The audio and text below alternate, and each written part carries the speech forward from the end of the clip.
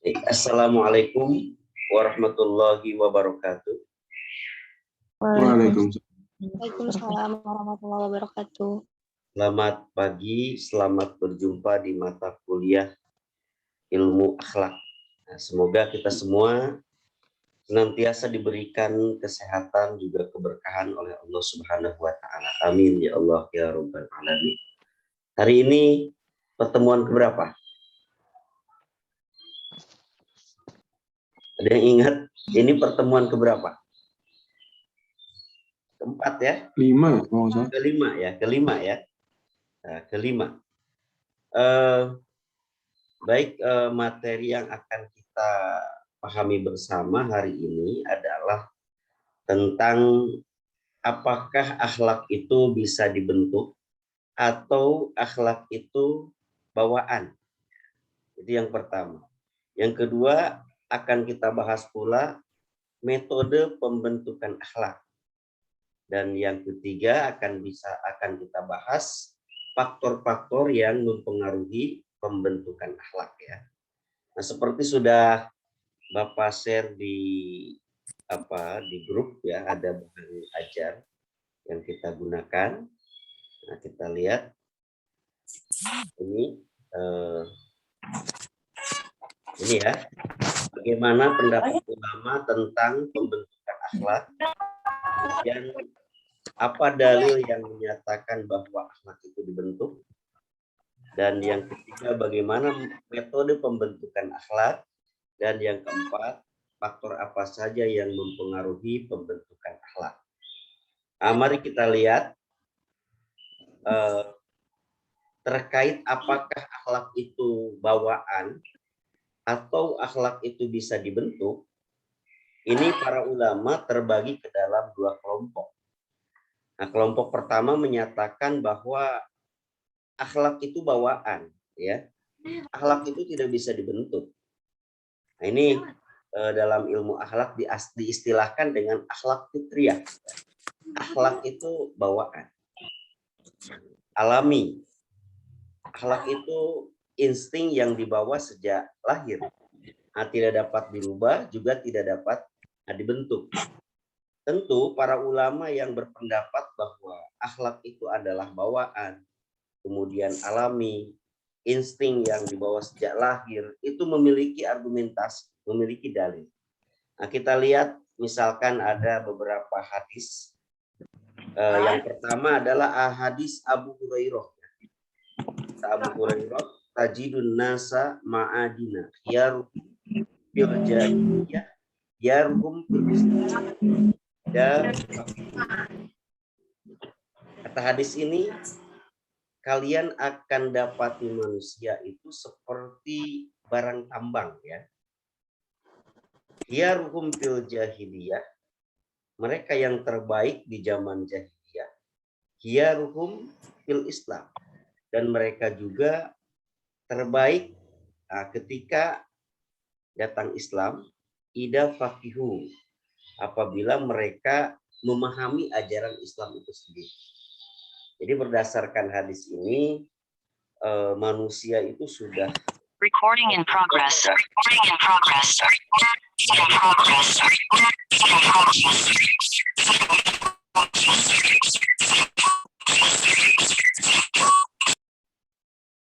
Manusia itu sudah terkotak-kotak, termasuk di bidang akhlak gitu ya. Ada manusia yang sejak awalnya akhlaknya itu baik, maka kesininya pun akan menjadi baik. Misalkan di zaman jahiliyah itu ada orang yang namanya Abu Bakar ya. Abu Bakar itu memang sejak masa jahiliyah, dia itu akhlaknya sudah baik. Nah, ketika Islam datang, kemudian dia menerima Islam, maka ia pun menjadi orang yang terbaik di kalangan Islam. Nah, kalau Nabi Muhammad tidak usah disebut lagi gitu ya. Sebelum Islam datang di masa jahiliyah beliau sudah terkenal dengan gelar Al-Amin gitu ya. Nah, ketika Islam datang dan memang diamanahkan untuk disampaikan oleh beliau, ya jadilah beliau itu menjadi seorang pemimpin. Itu ya, itu dalil yang pertama. Kemudian ada hadis Huzaifah bin Yaman ya. Kata Huzaifah bin Yaman itu annal amanata nazalat fi jaddi qulubir rijal. Summa alimu minal Qur'an, summa alimu minal Qur'an, minas sunnah. Bahwa amanah itu turun dalam akar hati seseorang. Kemudian mereka mengetahui dari Al-Qur'an, kemudian mereka mengerti dari sunnah. Artinya apa? Berdasarkan hadis ini bahwa akar akhlak itu sesungguhnya sudah ada dalam diri seseorang yang ia bawa sejak lahir. Yang kemudian penyempurnaan akhlak tersebut ia dapati melalui bimbingan yang ada di dalam Al-Qur'an dan ada di dalam sunnah. Kemudian ada lagi sabda Nabi kepada siapa ini? Kepada Asyaj atau Mundir bin Azir ya. Inna fika la khoslataini yuhibbu humallah al-hilmu wal atad. Qala ya Rasulullah qadiman kana au hadisan. Qala qadiman. Qala alhamdulillahilladzi jabalani ala khuluqaini yuhibbuhuma. Artinya sesungguhnya dalam dirimu ada dua hal yang dicintai Allah, yaitu santun dan hati-hati. Kemudian sahabat tersebut bertanya, apakah itu dulu atau sekarang? Apakah itu sudah lama atau baru? Maka Rasul bersabda, itu ada sejak dulu. Maka akhirnya beliau mengucap puji kepada Allah, segala puji bagi Allah yang telah menciptakan aku memiliki dua akhlak yang dicintai, ya. Kemudian ada beberapa kejadian juga yang menunjukkan bahwa akhlak itu fitriyah, akhlak itu bawaan. Seperti tadi sudah Bapak contohkan tentang Abu Bakar, ya. Abu Bakar As-Siddiq itu sekalipun dia hidup di zaman jahiliyah, tapi dia mampu menjauhkan diri dari kebiasaan-kebiasaan yang tidak baik dari kalangan jahiliyah. Di antaranya minum-minum, gitu ya. Kalau budaya minum itu kan sudah jadi budaya di Arab itu. Ada pesta sekecil apapun, pasti di dalamnya ada mabuk-mabuk, ada minum-minum. Tapi Abu Bakar itu tidak pernah melakukan itu. Kemudian ketika dia ditanya, wahai Abu Bakar, kenapa engkau tidak pernah minum? Sekalipun waktu zaman jahiliyah. Maka Abu Bakar menjawab, kuntu asunu irdi wa ahfadu muru'ati. Fa inna man syaribal khamra kana mudayyan fi akli. Ini kata Abu Bakar. Aku menjaga kehormatanku, ya. Aku menjaga nama baikku. Karena sungguhnya orang yang minum khamr itu dia menyia-nyiakan akalnya dan menyia-nyiakan nama baiknya. Terbayangkan kalau orang sudah mabuk, orang sudah minum, itu akan keluar dari mulutnya kata-kata yang tidak karuan, akan dilakukannya hal-hal yang tidak layak, hal-hal yang tidak baik, dan itu akan merusak nama baiknya. Kemudian Khadijah, ya, Khadijah istri Rasulullah Shallallahu Alaihi Wasallam. Pada saat Rasulullah Shallallahu Alaihi Wasallam waktu itu belum menjadi Nabi dan Rasul, ya, Nabi Muhammad berangkat bertahanus ke Gua Sur, ya, ke Gua Sur atau ke Gua Hiro, ya. Gua Hiro itu tempat di mana Nabi itu menerima wahyu pertama, ya. Ya, ke Gua Hiro, kemudian didatangi malaikat Jibril dalam bentuk yang sebenarnya. Malaikat Jibril itu menyampaikan wahyu, yaitu surat Al-Alaq ayat 1-5. Kemudian setelah itu Rasul bergegas pulang, kaget gitu, ya, kaget, shock. Kemudian Rasul meminta kepada istrinya Khadijah itu, zamiluni, zamiluni, selimuti aku, selimuti aku. Dengan raut yang penuh rasa takut. Kemudian apa kata Khadijah? Wallahi la yuhzinkallahu abada. Innaka latasirur rahimah wa taksibul ma'duma wa tu'inu ala nawaibid. Demi Allah, wahai Muhammad, sungguhnya Allah itu tidak akan pernah menyedihkanmu selama-lamanya. Kenapa? Alasannya, innaka latasirur rahimah. Karena sungguhnya engkau selalu menyambung silaturahim. Wa taksibul ma'luma, dan engkau selalu memberi orang yang tidak punya. Wa tu'inu ala nawaibid dahri, dan engkau selalu menolong orang-orang yang terkena bencana. Berarti sejak awal Nabi Muhammad itu memiliki akhlak-akhlak tersebut. Itu pendapat ulama yang pertama yang menyatakan bahwa akhlak itu bawaan, fitriyah, dibawa sejak lahir, tidak bisa dibentuk. Manusia dalam hal akhlak itu sudah dikotak-kotak. Ada yang dikelompokkan ke kelompok manusia yang memiliki akhlak yang baik, ada juga yang memiliki akhlak yang jelek. Kemudian ada juga para ulama yang berpendapat bahwa akhlak itu muktasabah, gitu ya. Akhlak itu muktasabah. Akhlak itu bisa diusahakan. Akhlak itu bisa dibentuk. Dengan cara apa? Dengan cara pendidikan, kemudian latihan, dan perjuangan diri untuk memiliki akhlak yang baik. Ini pendapat ini didukung oleh Ibnu Miskawi, kemudian Ibnu Sina, juga Imam Ghazali. Tiga ulama ini berpendapat bahwa selain gitu ya, selain ada akhlak bawaan, akhlak juga bisa dibentuk, akhlak juga bisa diusahakan. Nah, dengan cara melalui pendidikan, latihan, pembiasaan, juga perjuangan diri untuk memiliki akhlak yang baik.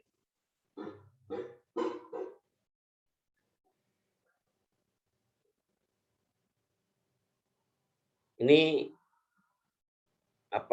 ada dalil-dalil yang menunjukkan bahwa akhlak itu bisa dibentuk, akhlak itu bisa diusahakan.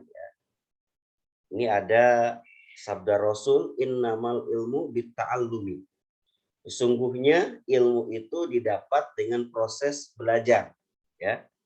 Jadi tidak ada manusia yang sejak lahir itu dia sudah dipenuhi oleh pengetahuan, tidak.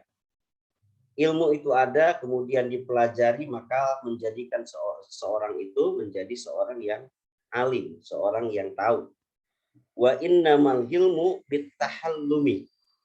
Dan sesungguhnya sikap santun itu akan dimiliki oleh seseorang yang latihan untuk bersikap santun.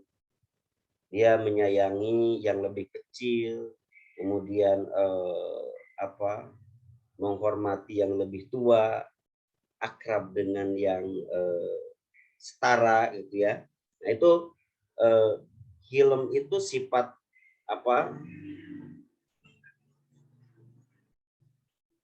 santun itu kita peroleh apabila kita membiasakan diri untuk punya sikap santun. Kalau tidak membiasakan diri melakukan itu, maka kita akan menjadi orang yang kasar, gitu ya, tidak santun. Mayyataharral khairu yu'tahu. Nah, di hadis ini disebutkan, barang siapa yang mencari kebaikan maka akan diberinya. Artinya kalau kita ingin menjadi pribadi baik, maka harus mengupayakan diri menjadi baik. Wa may yattaqis syarra yuqahu. Barang siapa yang menghindarkan diri dari kejelekan-kejelekan, maka dia akan diberikan kemampuan, untuk terhindar dari kejelekan tersebut. Artinya perlunya pembiasaan. Kalau kita ingin memiliki kebiasaan yang baik, maka lakukanlah kebaikan-kebaikan.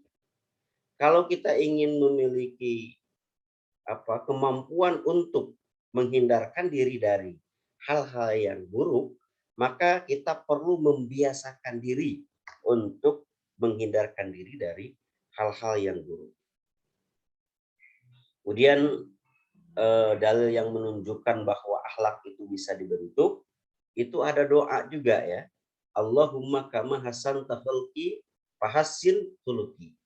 Ya kan sering kita gunakan doa ini, terlebih ketika kita bercermin ya. Allahumma kama hasanta khalqi fahassin khuluqi. Ya Allah, sebagaimana Engkau telah baguskan bentukku, maka baguskanlah akhlakku. Kemudian ada perintah dari Nabi agar kita mengajarkan, mendidik anak-anak terkait akhlak. Ini hadisnya, adibu auladakum ala hisolin salasin. Didiklah anak-anakmu dalam 3 hal ini. Yang pertama, ala hubbi nabiyikum, untuk mencintai nabi mereka. Wa hubbi ahli baitihi, juga untuk mencintai ahlul bait, keluarga nabi. Wa ala qiraatil Quran, dan untuk mencintai membaca Al-Quran.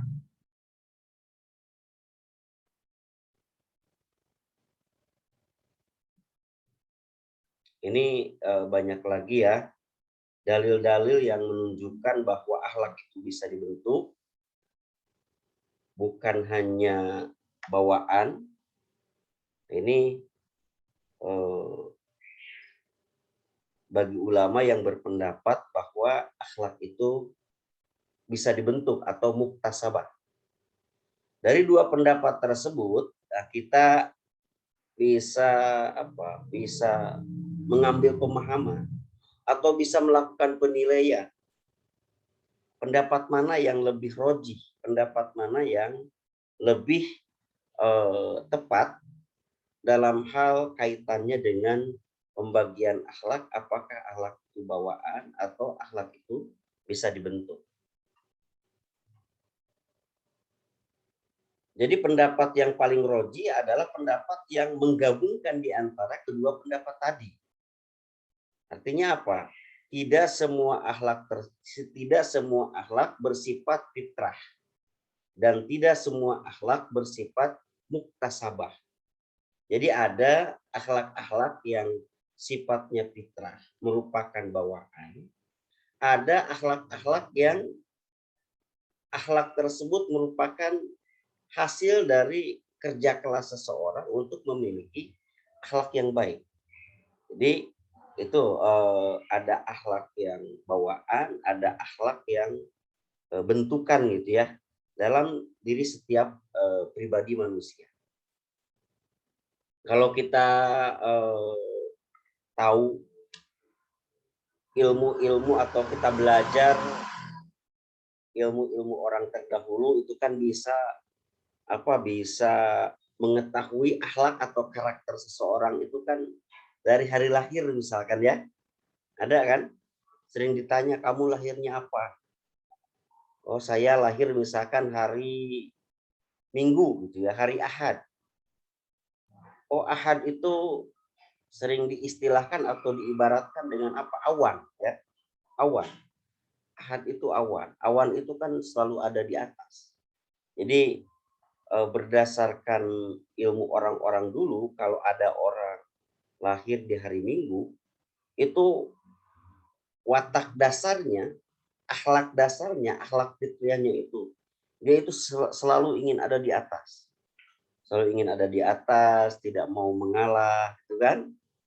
Tapi solidaritas baik dengan teman atau saudara itu sangat tinggi. Jadi orang yang lahir di hari Minggu itu, dia memiliki karakter, dia ingin selalu di atas, tapi solidaritasnya tinggi. Kalau dipinta pertolongan oleh orang lain, oleh keluarga, dia rela dirinya menderita demi untuk menolong orang lain. Nah itu akhirnya ini maksudnya akhlak fitriyah gitu ya. Akhlak fitriyah. Kemudian misalkan ada orang lahirnya hari Senin. Oh, Senin itu bunga gitu ya. Senin itu bunga. Tapi tidak semua bunga itu bisa jadi buah gitu ya. Banyak bunga yang gugur sebelum jadi buah. Artinya apa? Diartikan bahwa orang yang lahir hari Senin itu ya banyak sekali godaan-godaannya. Kalau dia mau sukses, kalau dia mau berhasil, maka dia harus tahan atas godaan-godaan yang dilaluinya. Kemudian hari Selasa, hari Selasa itu api. Watak dasar orang yang lahir hari Selasa misalkan karena api, dia itu temperamen, mudah tersinggung ya. Nah, itu seperti itu. Dan kalau Rabu, Rabu itu diibaratkan dengan apa? Dengan daun ya. Nah, daun. Rabu itu daun. Katanya orang yang lahir hari Rabu itu punya watak kaya gitu ya, punya watak kaya. Kemudian orang yang lahir hari Kamis. Hari Kamis itu kan Kamis itu diibaratkan dengan angin. Orang yang lahir hari Kamis dia mudah pandai bergaul ya. Tapi kadang dia suka terbawa arus. Ya. Kemudian yang hari Jumat itu diibaratkan dengan apa? Dengan air ya. Orang yang menjadi damai, membawa suasana dingin gitu kan. Itu hari Jumat. Kemudian kalau hari Sabtu datanya itu tanah. Artinya karakternya, sifatnya ya kayak tanah. Tanah itu kan diapain saja oleh kita dia nggak protes gitu ya. Tapi kalau tanah sudah ngamuk, tanah sudah protes, sudah marah, semua yang ada di atasnya akan menjadi hancur.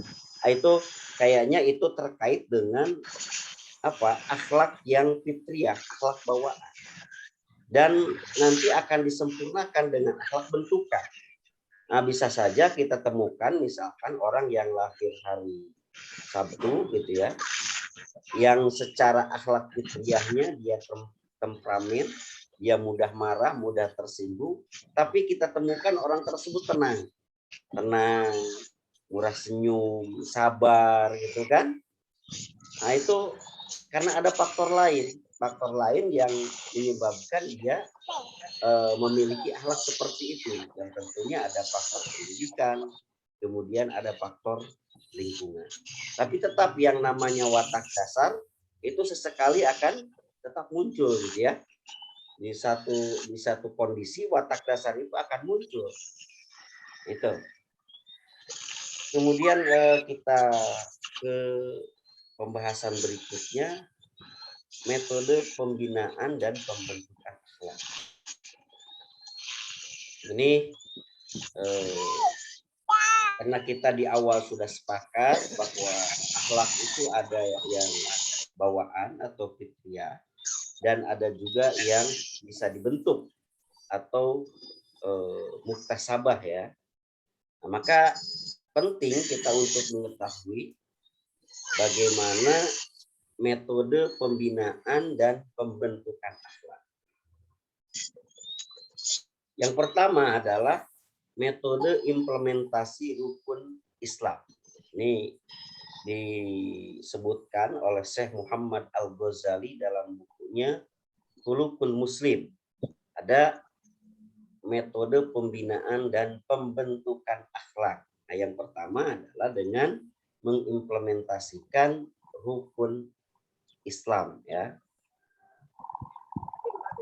Kemudian yang kedua juga pembinaan akhlak itu terintegrasi juga pelaksanaannya dengan rukun iman dan rukun Islam. Nah, kita lihat misalkan bagaimana pelaksanaan dari rukun Islam itu dijadikan sebagai metode pembinaan dan pembentukan akhlak. Misalkan ini dari syahadat gitu ya. Dari syahadat. Syahadat itu kan ikrar kita, pernyataan kita bahwa selama hidup di dunia kita siap untuk tunduk dan patuh terhadap semua aturan Allah dan Rasulnya. Jadi ketika orang baca asyhadu an la ilaha illallah wa asyhadu anna muhammadar rasulullah, berarti dia sudah mengikrarkan bahwa selama hidupnya dia akan siap untuk tunduk dan patuh terhadap aturan Allah dan Rasulnya. Yang tentu di dalam aturan Allah dan Rasulnya itu memerintahkan dia untuk senantiasa berbuat baik dan memerintahkan dia untuk senantiasa menghindari hal-hal yang dilarang. Dan hal-hal yang baik itu adalah termasuk kategori yang baik, kategori akhlak baik, dan hal-hal yang dilarang itu termasuk kategori akhlak yang buruk gitu ya.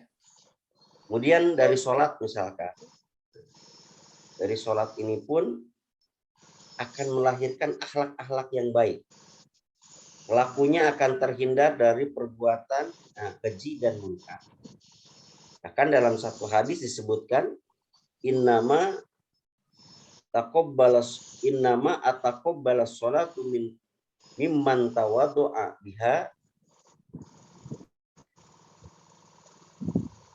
li'adomati walam tastaqil ala khalqi walam yabit musiron ala maksiati wa qata'an nahara fi dzikri wa rahimal miskina wa ibnas sabil wal armalah wa rahimal musoba. Artinya kata Allah itu, aku itu akan menerima sholat dari seorang yang tawadu, yang rendah diri ya. Kemudian aku juga akan menerima sholat dari orang yang tidak terus-menerus melakukan perbuatan dosa. Aku akan menerima sholat dari orang yang menghabiskan harinya mengingatku. Menghabiskan harinya mengingatku itu artinya dari setiap apa yang ia lakukan sepanjang hari itu, maka dia akan ingat bahwa ada Allah yang maha mengawasi, sehingga tidak akan pernah melakukan hal-hal yang bertentangan dengan perintah Allah atau hal-hal yang melanggar atas apa-apa yang dilarang oleh Allah. Warohimal miskina, juga orang yang selalu menyayangi orang-orang miskin. Wabnis sabil, juga orang-orang yang sedang ada dalam perjalanan. Wal armalah, juga kepada janda-janda ya. Warohimal musoba, dan orang-orang yang mendapatkan musibah. Jadi dari hadis qudsi ini bisa ditangkap bahwa akhlak baik itu menjadi prasyarat dari diterimanya sholat seseorang. Atau misalkan sholat seseorang itu idealnya dia bisa membentuk karakter akhlak ya, karakter akhlak seperti ini.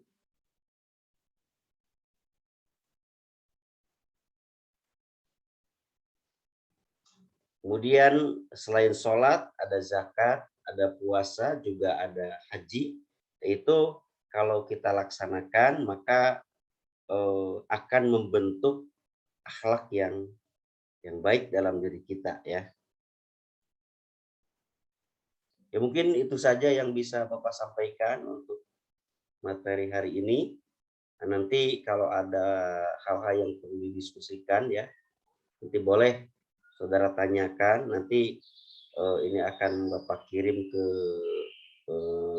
YouTube ya, channel YouTube, supaya nanti mahasiswa yang lain juga kelas D misalkan bisa langsung menyimaknya di sana.